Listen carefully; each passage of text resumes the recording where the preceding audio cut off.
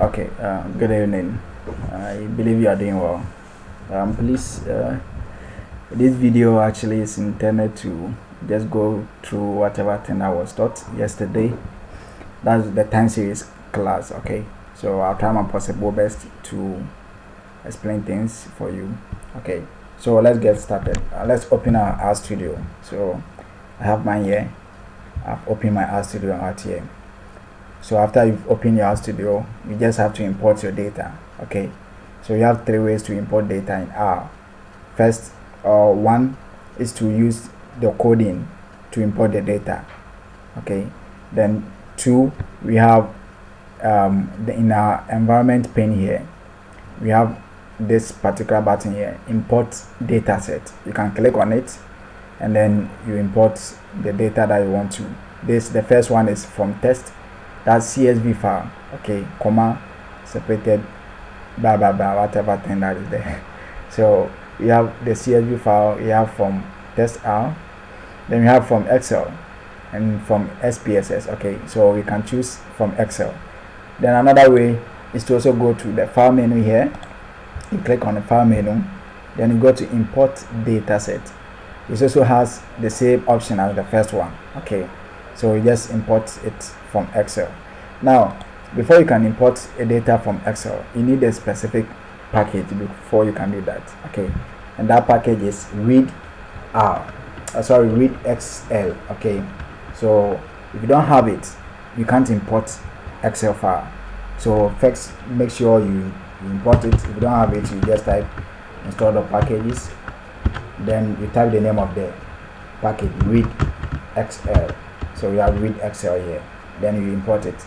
But for me, I already have it, so I can't import it. So what I have to do is to call the library. So I'll just call the package. So library, I'll type library to call it. So library, then the name of the package. What's the name? That's read XL. So I'll just control enter will run this code.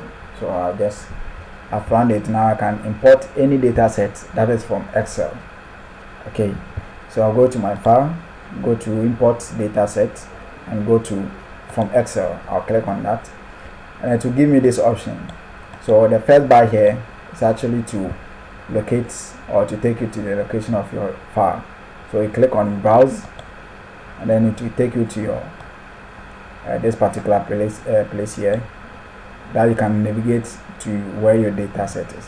So I have mine installed on desktop, so I'll just click on desktop and then browse through to see where my data set is.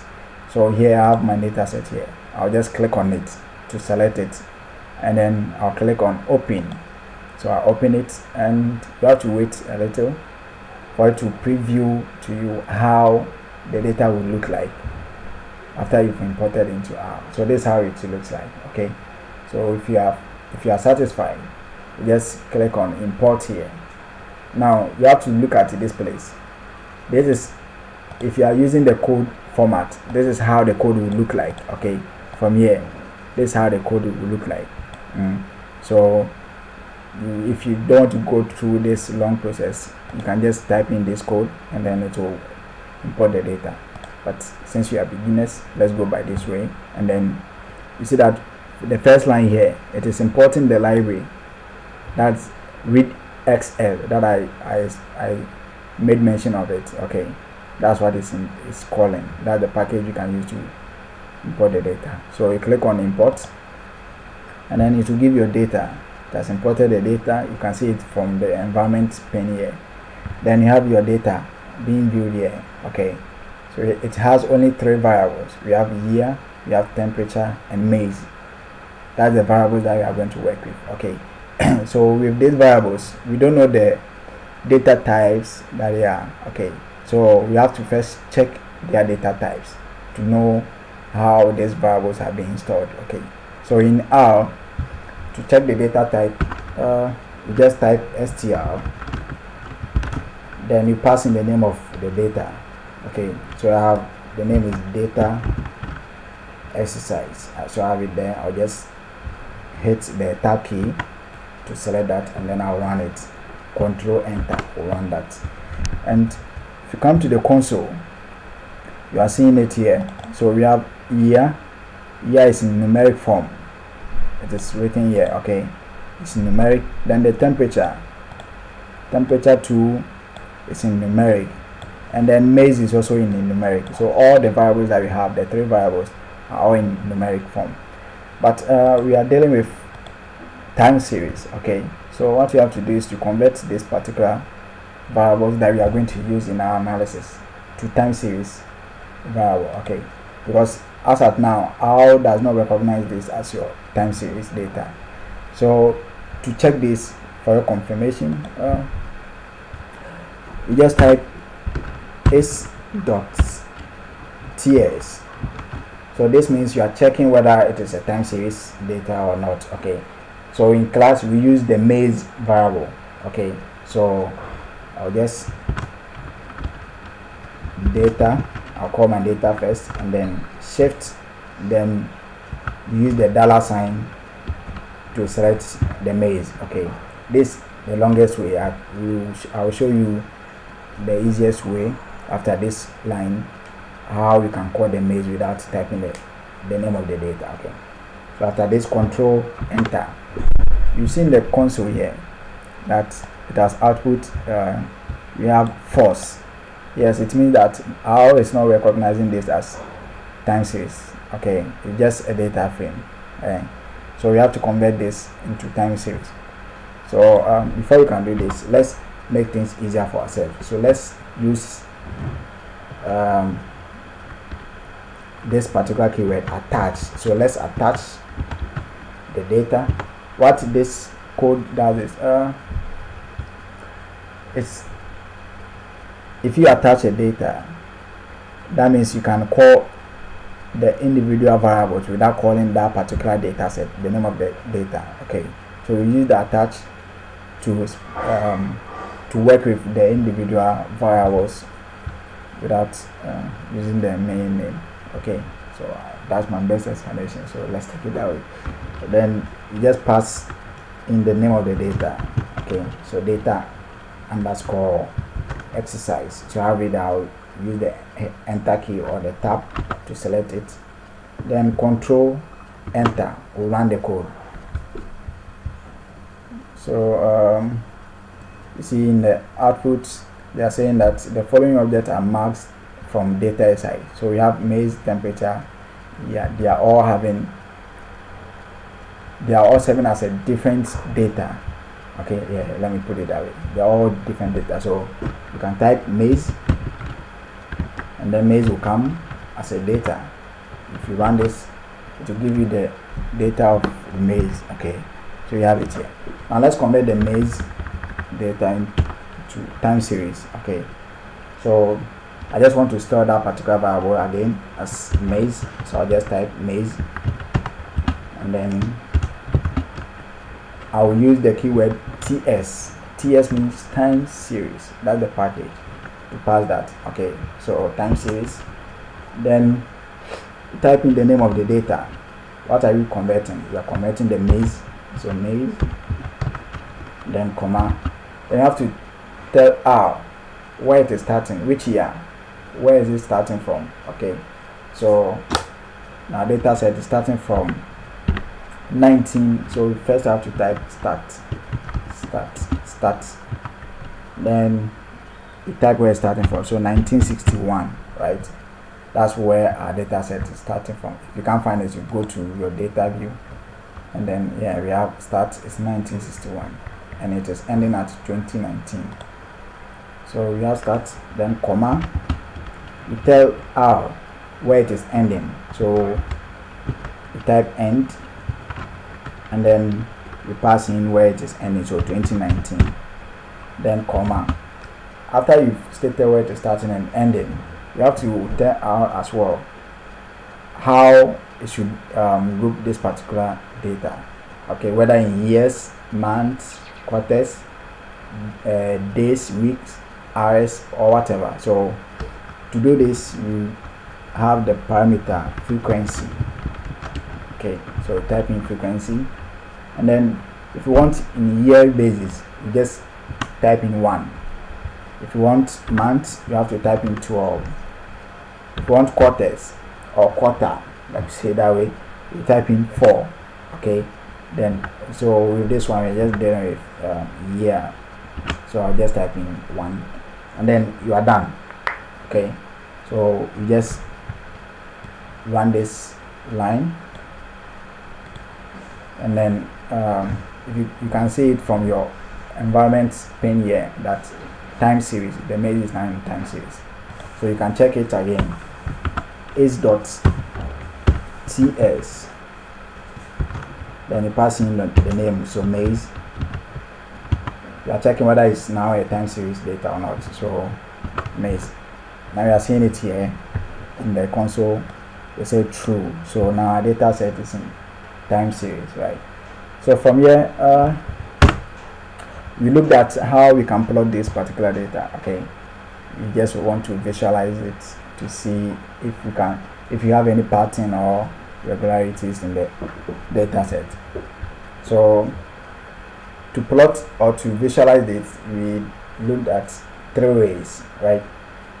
But unfortunately we didn't look at the last one that I'm going to talk about. So first we used the normal R package for plotting a data, okay, called plot. Then we also looked at the auto plot. Then the last one was ggplot, and with the ggplot that's the nicest way to plot a data set or to visualize a data, but somehow complex. Okay, you need to code in so many data or so many lines of code before you can get a very nice output. So let's go by the normal way. So you just type in plots, so plot will come, and then you pass in the name of your data. So we have maze, right? So that's why you're working with maze, and then you run that code, control enter. You see that we have the plot here. So this is our plot, this is the maze plot, and you are seeing some movement out here, and I can see that from mid 1980s I'm now seeing an upward trend out here. Okay, up to 2019 there's an upward trend there, or whatever thing it is. So that's what I'm seeing. So I just close this, but look at it again. You see that here we have maze and we have time. We don't have any heading. We don't have any heading here, so you can just name them, or you can edit this graph to make it look nicer a little bit. Okay, so let's add some code to that. So I'll just plot again, and then the name of my data that I'm working with, maze, comma, then xlab. I just want to name the x-axis, okay, of the plot. So xlab equal to, then what is the name of that, or the name that you want to give it. So I want to say that is the time, okay. Then the y lab, that is the y-axis. It also should take maze yield. Okay, so maze yield.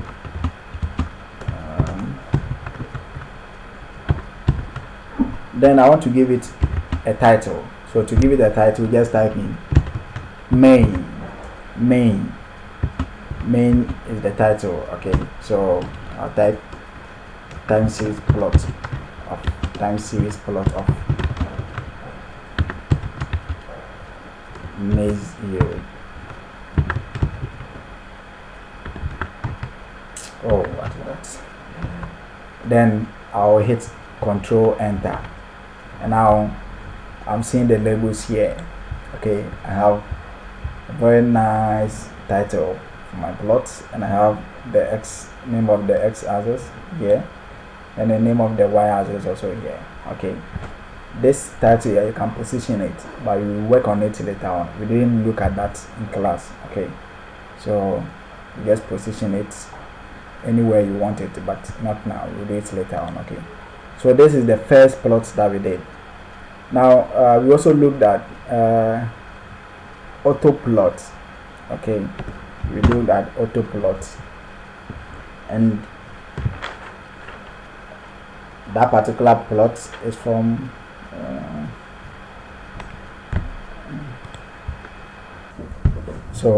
the second plot that we want to look at is the auto plot. Okay, that's why we looked at in class. Now, to use the auto plot package, we have to call the forecast package. The auto plot is from the forecast package, so you have to load it, or I already have it. If you don't have it, just type install.packages, and then install.packages, and you type in forecast to download the forecast package. Okay, but I already have it in my R Studio, so I'll just type library and then call the forecast package. So forecast, I have my forecast here, and then I'll run it. So I'm done calling my forecast package, so I can now use the auto plot. So I just type auto plot. So auto plot, and then I'll pass in the name of my data set, that's maize. Okay, and after this, just look at this graph first. Look at it well, see how it is. Okay, now let's plot using the auto plot. Okay, let's visualize using the auto plot, and I'll do this. Now you are seeing that this graph here looks very nice. It's somehow nicer than using the base app plot package. Okay, you see that it has a nice background out here. Okay, so let's give it a name as well, or let's give it the title, and let's try to change the x and the y axis as well. So let's add a little code to that. So just auto plot, and then we have our maize. Then that one you have to give it x lab name. That's the name of the x axis, the same as we use the base R package for it. So x lab, that's time. So I can say time of maize yield. Okay, or time, that's all. Let's maintain it that way. So time, and then y lab equal to maize yield, right? Yeah, so maize yield. Then the title, so I want to use main equals time of, or time series plot